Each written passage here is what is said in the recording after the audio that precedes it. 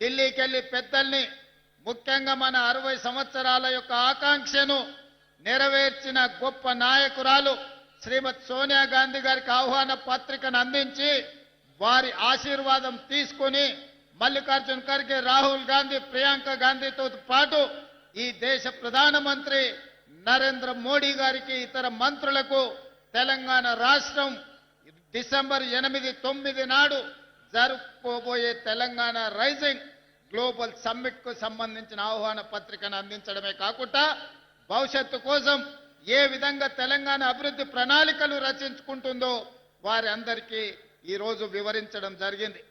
ఈనాడు మిత్రులారా, డిసెంబర్ 3కు ఒక ప్రత్యేకత ఉన్నది. డిసెంబర్ 3, 2023 నాడు 10 సంవత్సరాల పరిపాలన మీద ఆధిపత్యంతో ప్రజలని చెరబట్టి హింసిస్తున్న ప్రభుత్వానికి చరమాంకం పలికి మీ ఓటునే ఆయుధంగా మార్చి ఆనాటి దుర్మార్గమైన పాలనను అంతమొందించి ప్రజా పాలనను మీరందరూ తీసుకురావడం జరిగింది. అదే కాదు, డిసెంబర్ 3కి ఇంకొక ప్రత్యేకత ఉంది. తెలంగాణ మలిదశ ఉద్యమానికి ఉవ్వెత్తున ఊపిరులూది ఉద్యమాన్ని పతాక స్థాయికి తీసుకెళ్లిన శ్రీకాంతాచారి వర్ధంతి కూడా ఈ డిసెంబర్ 3 తారీఖు నాడే.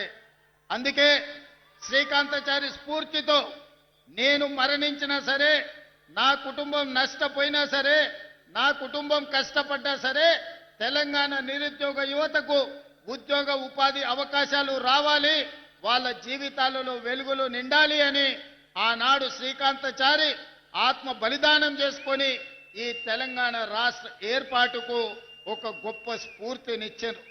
అందుకే శ్రీకాంతాచారి స్ఫూర్తితో కాంగ్రెస్ పార్టీ అధికారంలోకి వచ్చిన మొదటి సంవత్సరమే రాష్ట్ర ప్రభుత్వంలో 60,000 ప్రభుత్వ ఉద్యోగ ఖాళీలను భర్తీ చేసి ఈ తెలంగాణ ఉద్యమం ఉద్యోగాల కోసమే అన్న సంగతిని ఆనాడు నిరూపించి మొదటి సంవత్సరంలోనే 60,000 ఉద్యోగాలు ఇవ్వడం జరిగింది.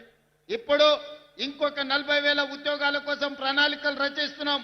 తొందరలోనే ఇంకా 40,000 ఉద్యోగాలు ఇచ్చి 2.5 సంవత్సరాలు పూర్తి చేసుకునే లోపల 1,00,000 ఉద్యోగ ప్రభుత్వ ఖాళీలను భర్తీ చేయడం ద్వారా ఇది ప్రజా ప్రభుత్వం ప్రజల కోసమే పనిచేస్తుంది, ప్రజల ఆకాంక్షలను నెరవేరుస్తుందని ఈనాడు మనం నిర్ణయాలు తీసుకొని ముందుకు వెళ్తున్నాం. అదేవిధంగా మీకందరికీ తెలుసు, ఈ భారతదేశ మొట్టమొదటి ప్రధానమంత్రి ఆనాడు దేశం అభివృద్ధి జరగాలి అంటే ఈ దేశంలో ఉన్న నిరక్షరాస్యతను తొలగించాలి, ఈ దేశంలో ఆకలి కేకలతోని ఆత్మహత్యలు చేసుకుంటున్న ఈ ప్రజలకు కడుపు నిండా పట్టెడు అన్నం పెట్టాలన్న ఆలోచనతోటి ఎడ్యుకేషన్ ఇరిగేషన్ విధానాన్ని ఆనాడు పండిత్ జవహర్లాల్ నెహ్రూ గారు ప్రవేశపెట్టిండ్రు. వారి స్ఫూర్తితోనే ఈనాడు మన ప్రభుత్వం నడుస్తుంది. అందుకే శాతవాహన యూనివర్సిటీకి అవసరమైన ఇంజనీరింగ్ కాలేజు, లా కాలేజీలు మీకు కావాల్సిన నిధులను ఈరోజు మంజూరు చేయడం జరిగింది. ఇదే కాదు, ఈనాడు మాటలు మాట్లాడుతున్నారు, 1,00,000 కోట్లు పెట్టి కాళేశ్వరం కట్టినమన్నారు.